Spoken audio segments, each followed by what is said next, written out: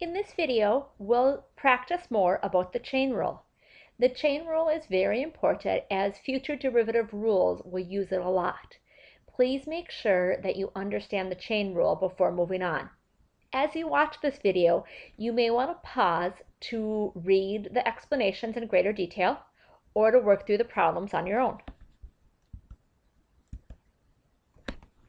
The chain rule is defined in your book as follows. The words are likely easier to understand than the symbols. Basically, it says to differentiate a composite function, differentiate the outside with respect to the inside function. The inside function does not change. Then multiply by the derivative of the inside function with respect to x. First off, let's make sure you understand when you're going to use the chain rule. As the previous slide said, the chain rule is used for composite functions. Composite functions are composed of two or possibly more functions. You can think about these as having an inside and an outside. Some of the basic examples that we're going to start with are trig. So for example, sine or cosine. But inside, it's not just sine x or cosine of x. The inside is also going to be its own function. So for example, sine of 5x minus 4 or cosine of x squared. Okay? We can also have power functions that have a power within.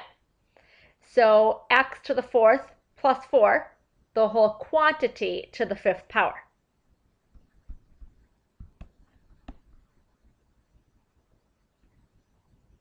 So to use the chain rule, again, we start by taking the derivative of the outside as if it wasn't a function inside. Okay, so when we do this, the inside stays the same. Then we have to deal with the inside. We have to take the derivative of the inside and multiply by it. Before we work on some chain rule practice, let's make sure that you have the past skills that you need. We're still going to use the power rule. The power rule is to differentiate functions like x to the n. To do that, remember you multiply the exponent down in front and reduce the exponent by 1. If you don't know how to do the power rule, make sure you spend a little bit of time reviewing it before we move on. You can find examples of the power rule in section 3.4 of your book. You should also memorize derivatives of the basic trig functions, sine and cosine. So you need to know that the derivative of sine x is cosine x, and the derivative of cosine x is negative sine x. While I typically don't stress just memorization, these are some derivatives that you simply need to memorize. You can also find these in section 3.6 of your book on page 101. Again, right now, if you don't remember them, jot them down so you have them to use, but then go back and relook at them and make sure you memorize them. Now, let's look at some examples and apply the chain rule. The first problem we'll work out together is to find the derivative of y equals the quantity x to the fifth plus 3 to the 7th power. Again, imagine that this was a more basic equation. What if we were trying to find the derivative of y equals a to the 7th power? In this case, y prime could be found by using the power rule. We would multiply the exponent down in front, so 7a, and then we would reduce that power by 1. Okay, but we have to deal with this inside. We would then have to take the derivative of a. We can call that dA.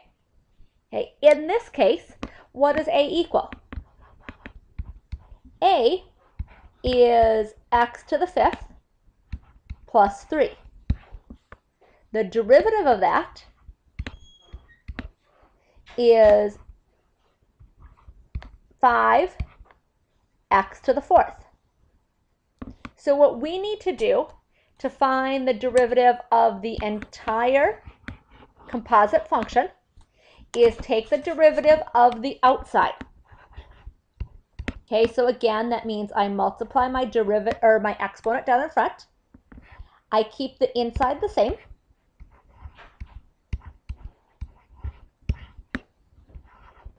And then I need to multiply it by the derivative of the inside. To find the derivative of the inside, I'm looking just at that center part. I multiply the exponent down in front, 5x to the 4th power. That is the derivative using the chain rule. In this section, many of your problems will use the chain rule to differentiate composite functions involving sine or cosine. So let's find the derivative of y equals cosine 8x. As I mentioned earlier, first make sure that you know the derivative of cosine. So if this problem just said find the derivative of y equals cosine x, hopefully you remember that the derivative of cosine x is negative sine x. So we're going to start the same by finding the derivative of the outside and leaving the inside the same.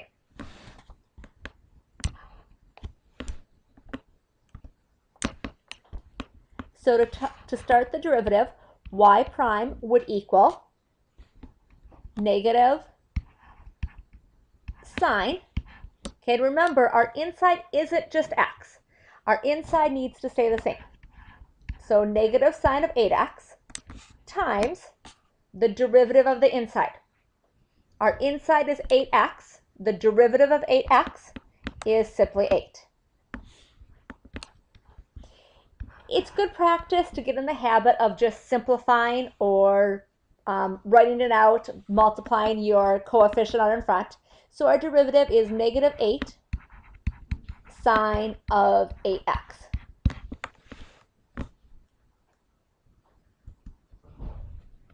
Let's try another one.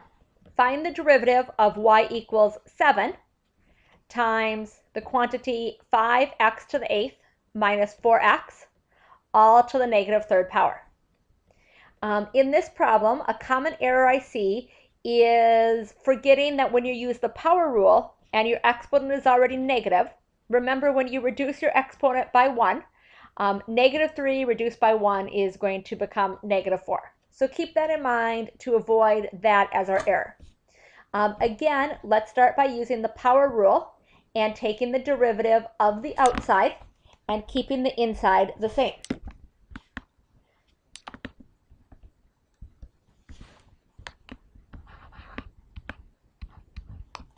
So we're going to begin by multiplying the exponent down into the front. So we would have 7 times negative 3. We're going to keep our inside the same. 5x to the 8th power minus 4x. And then again, our exponent is going to reduce by 1. So negative 3 reduced by 1 becomes negative 4.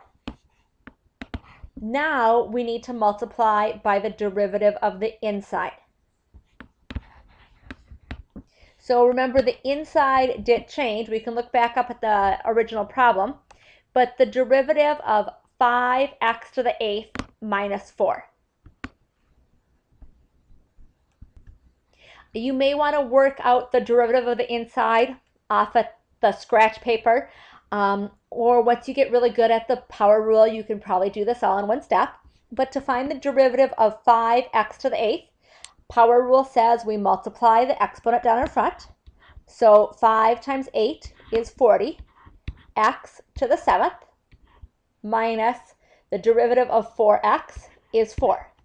That is my derivative of the inside. So 40x to the 7th minus 4.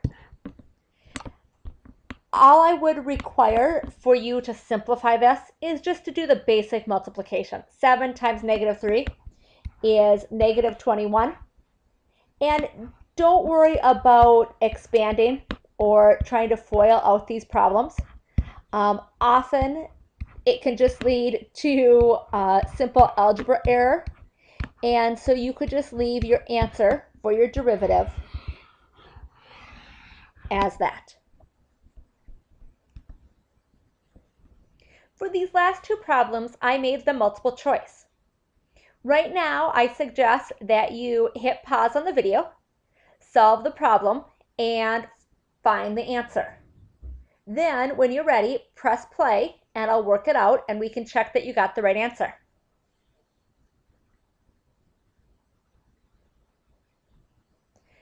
So remember, the derivative of cosine is negative sine. So to find the derivative of y equals cosine 10x, we start by finding the derivative of the outside. So y prime would equal negative sine. Make sure the inside stays the same.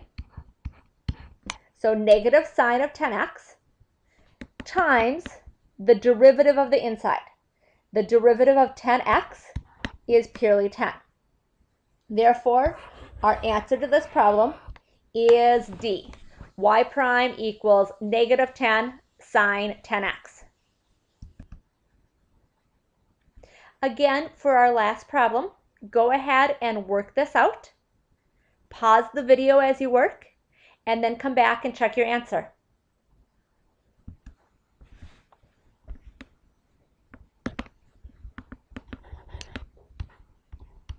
To find the derivative, you're going to begin using the power rule.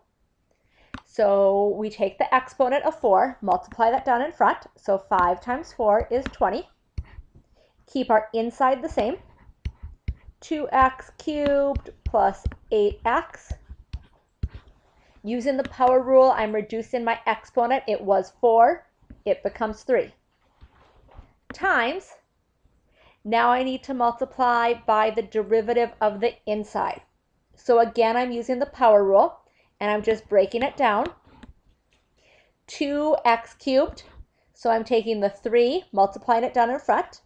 So 6x squared, I reduce my power by 1, plus the derivative of 8x is 8. You might look at this right away and say, oh, the answer's not there. On the AP test, you do have multiple choice problems, so you want to see if they simplified it down a bit more. You'll notice that we could take the 20 and multiply it through that second parentheses. So I would have 20 times 6x is 120x squared, plus 20 times 8 is 160, times the quantity 2x cubed plus 8x all to the third power. So you should have gotten the answer of B. Again, the chain rule is going to come back repeatedly as we get into chapter 4 and work on the product and the quotient rule. So now is the time to ask questions and make sure you fully understand the chain rule before moving on.